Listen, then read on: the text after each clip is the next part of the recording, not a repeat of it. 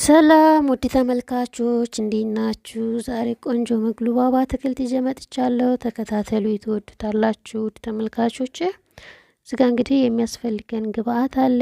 ግብአታችንን እናያለን። ከዛን ግብአታችንን ካላጥን በኋላ እንደዚህ እንከትፈዋለን። ውድ ተመልካቾች እንደዚህ ጠፍጠፍ አድርገን በጠፍጣፋው ነው የምንቆርጠው። ለቤት አዲስ የሆናችሁ ስራዬን የወደዳችሁ ላይክ እና ሰብስክራይብ በማድረግ ቤተሰቡን ነባሮች እንዴት ተለመደው ላይክ ሼር ኮሜንት በማድረግ አበረታቱኝ። ለምታበረታቱኝ ደግሞ ከልብ ነው የማመሰግነው።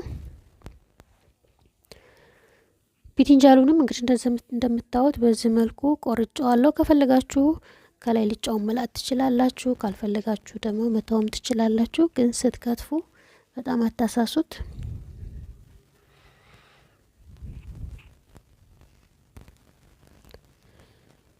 ከዛ እንደዚህ ከከተፍን በኋላ ውሃና ጨው አድርገን አንድ ላይ እንዘፈዝፈዋለን። ቢትንጃሉን ትንሽ የሆነ መራራ ነገር ስላለው እሱ መውጣት አለበት።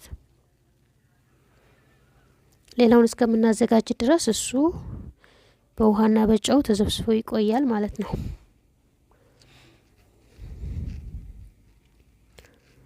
እዚህ ጋር እንግዲህ በተመሳሳይ ሽንኩርታችንን እንከትፋለን። ውድ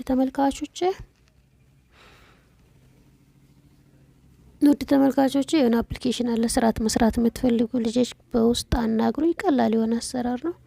ስልክና ኢንተርኔት ካለን ከፍተን መጠቀም ብቻ ነው። ሌላ ምንም አይነት የሚያስፈልገው ነገር ስለሌለ የምትፈልጉ ሰዎች ኮሜንት ላይ አናግሩኝ። እዚህ ጋር ደግሞ ነጭ ሽንኩርታችንን እንከትፋለን።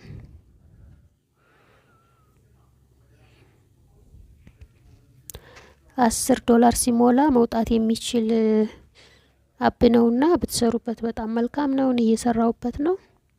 ስለዚህ ተጠቀሙበት ውድ ተመልካቾቼ። እኛ ኢትዮጵያኖች ነገሮችን እየፈራናቸው ወደ ኋላ ስለምንቀር ነው እንጂ ሌሎቹ በጣም ብዙ ነገር ነው የሚጠቀሙት። እኛ ግን ለነገሮች በጣም እንትነን በቃ ቀናነትም የለንም። ትንሽ አስቸጋሪዎች ነንና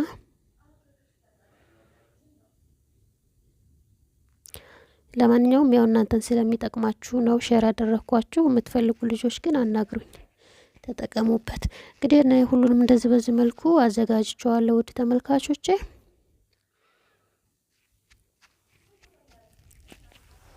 እንግዲህ ዘይታችን እንደዚህ ግሏል። ዘይታችን በጋሎ ዘይት መጀመሪያ ድንቻችንን ነው የምንጠብሰው።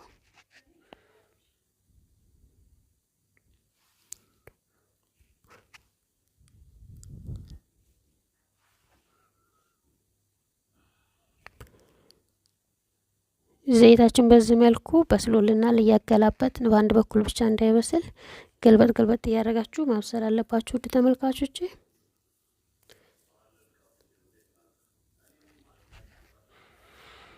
እንግዲህ እንደምታዩት ማጥለያ ላይ አስቀምጫዋለሁ ውሃው እንዲጠፈጠፍልኝ። ያው ድንቻችን በስሏል። ቀጣይ ዛሃራ፣ በአረበኛ ዛሃራ፣ በእኛ በአማርኛ ደግሞ አበባ ጎመን የሚባለውን እንጠብሳለን። ያው አበባ ጎመናችንንም ጨምረናል። ስለዚህ እሱንም ቆንጆ አድርገን እንደ ድንቻችን እንጠብሰዋለን። በነገራችን ላይ አበባ ጎመን በጣም ነው የሚጣፍጠው ውድ ተመልካቾቼ። እንደዚህ በሩዝ መስራት ትችላላችሁ፣ እንዲሁም በጥብስ መልኩ መስራት ትችላላችሁ። በሾርባ መልኩ ይሰራል እና በጣም ጣፋጭ የሆነ ነገር ነው። እሺ ተጠቀሙበት። በእርግጥ እኛ ኢትዮጵያ እንኳ በተለይ አዲስ አበባ ካልሆነ ወደ ክልል አይገኝም።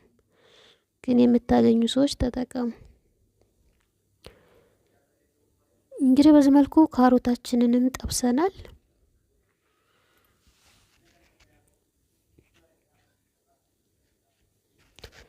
ካሮታችንን ጠብሰን ከጨረስን በኋላ ቢትንጃላችንን ነው መጨረሻ ላይ የምንጠብሰው ውድ ቤተሰቦች።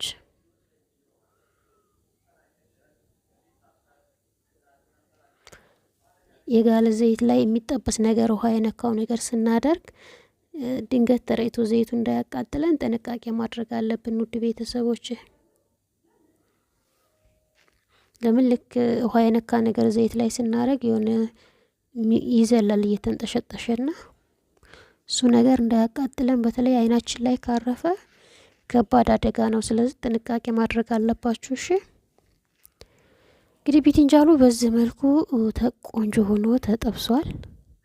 እንደምታዩት ከለሩ በጣም ነው የሚያምረው።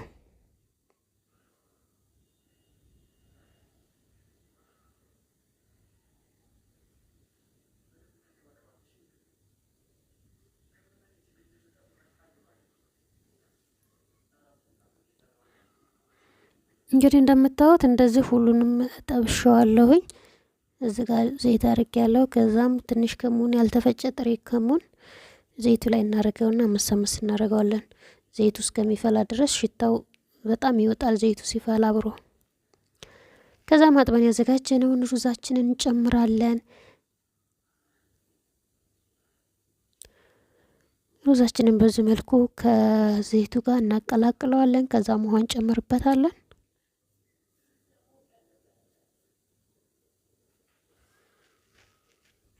ይሄ ትንሽ ለ1-5 ደቂቃ ከመፍላት ከጀመረ ጀምሮ ለ1-5 ደቂቃ ካበሰልነው በኋላ እሳታችንን እናጠፋለን።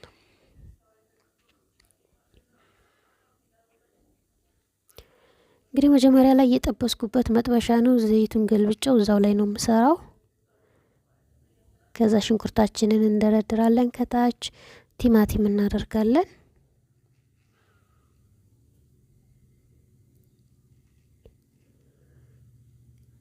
ቢትንጃላችንንም ሁሉንም ያስተካከል ከታች እናደርገዋለን።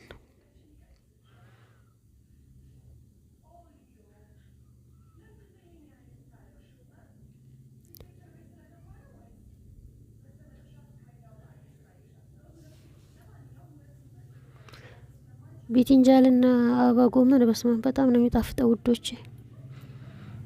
እንግዲህ በዚህ መልኩ ሁሉንም እንደዛ አድርገን ደርድረናል። ሽንኩርትም ጨምረናል። እዚህ ጋር ቅመም ጨምራለን። ብዙ አይነት ቅመሞች አንድ ላይ የተፈጩ በትንሿ የሻይ ማንኪያ 2 ተጠቅሜያለሁ።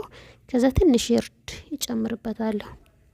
ሩብ የሻይ ማንኪያ በትንሿ ጨምሬያለሁ እርድ በዚች። ከዛ እንግዲህ ያንን ያበሰልነው ለ5 ደቂቃ ያበሰልነውን ሩዝ እዚህ ላይ እንጨምረዋለን። እንደዚህ ጨምሬዋለሁ። ከዛ ካስተካከልን በኋላ የቀቀልንበትን ውሃውንም እንጨምረዋለን። ለምን በደንብ ስላልበሰለ እዚህ አብሮ ያባስለዋል። ግን ውሃው ወደ ላይ ከሩዙ በላይ ከፍ ማለት የለበትም። በጣም ውሃው ከበዛ እታች ያሉትን አትክልቶች ወደ ላይ ይገፋቸውና ግልብጥ ያደርጋቸዋል። ስለዚህ በዚህ መልኩ ውሃው ታች ነው፣ ከሩዙ በታች ነው። ሩዙ የተወሰነ ስለበሰለ በታችኛው ሙቀት የላይኛው ሩዙ ስለሚበስል ችግር የለውም። እሳታችንን ቀነስ አድርገን ቀስ አድርገን ለ20 ደቂቃ እናበስለዋለን። እንደምታዩት እንደዚህ ቆንጆ ሆኖ በስሏል።